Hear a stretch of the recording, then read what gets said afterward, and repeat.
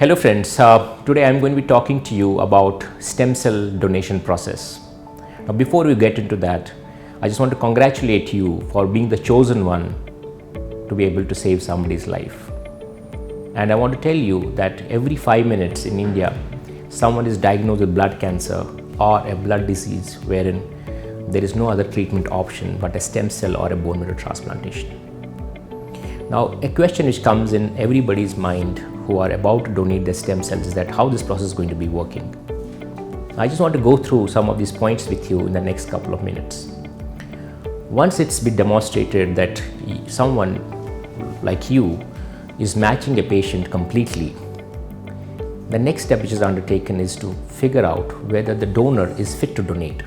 So there's going to be physical and medical examination of the donor by a physician who wants to ensure that the process is absolutely safe for you and also safe for the patient whose these stem cells are going to get into.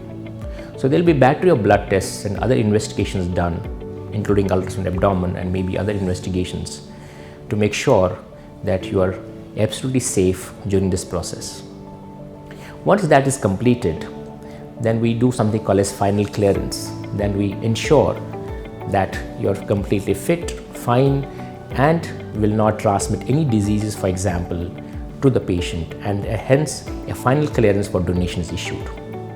Once that is done, before collection, before the exact stem cell collection process happens, 4 to 5 days before that stem cell collection process, GCSF, which is a small injection given under the skin of the donor, is administered to the donor.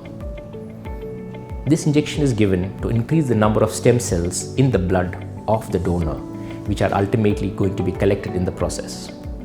It's absolutely safe to get the GCSF underneath the skin.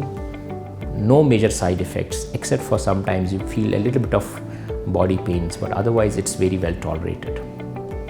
Now comes the day of collection or the stem cell donation process itself, which I said earlier is collected from the peripheral veins.